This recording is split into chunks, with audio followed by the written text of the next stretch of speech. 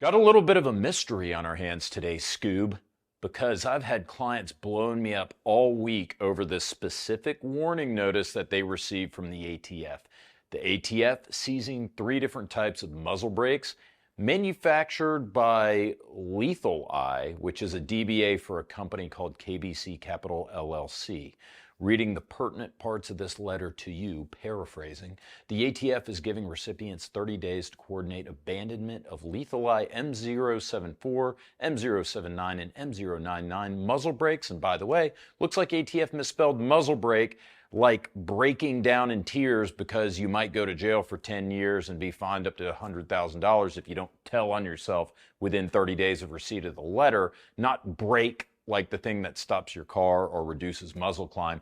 But then again, muzzle brake is in quotation marks, so maybe it was the company misspelling the word. Anyways, didn't want to go down that pedantic road, but here we are.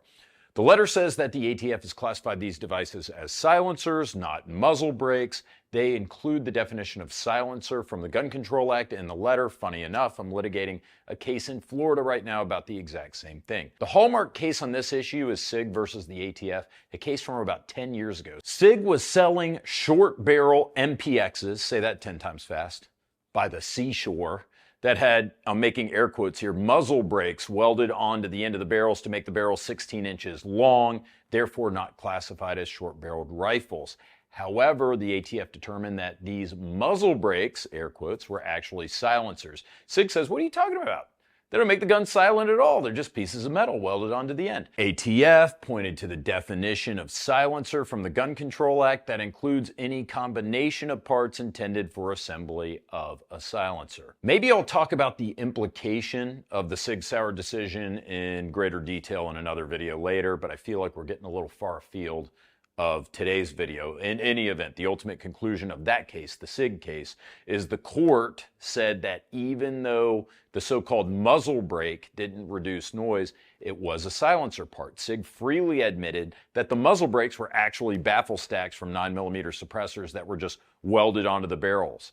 So a sleeve, probably even a PVC pipe, over that baffle stack, boom, you got a suppressor now. Again, it's more nuanced than that, so I don't want to get into it. Let's get back to this Lethal Eye thing. The point is that the ATF is saying that these Lethal Eye muzzle brakes are silencers. But here's where things get weird.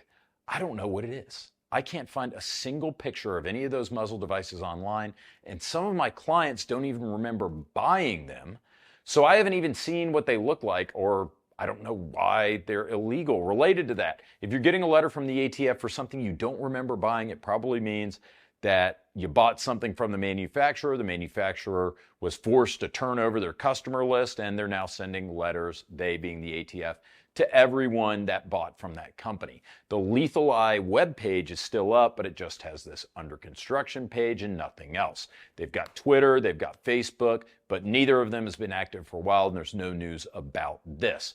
I'm not surprised to find out that they're facing a little ATF scrutiny, because funny enough, I did find this video online of their M17 triple thread adapter, which is actually kind of brilliant, if not illegal. It's a 1/2x28 female muzzle device that'll thread onto a pistol, right? But it's got 3 separate male thread extensions that step down on the muzzle end. It makes it like a universal oil filter attachment device. I personally guarantee you, if the other 3 muzzle devices identified by the ATF in this letter are anything similar to this, they are definitely going to be deemed silencers or silencer parts.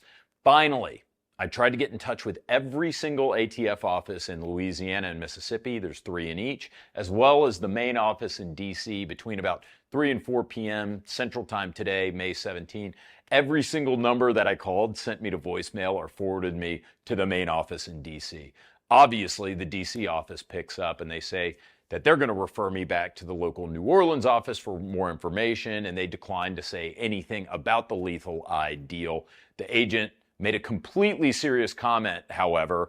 He said, oh, well, it is 3:30 p.m. on a Friday, so all the New Orleans agents are probably gone for the weekend. So for what it's worth, if you're in Louisiana, go ahead and install your Glock switch or whatever at 3:30 p.m. on a Friday, and you're good until 9 a.m. Monday morning.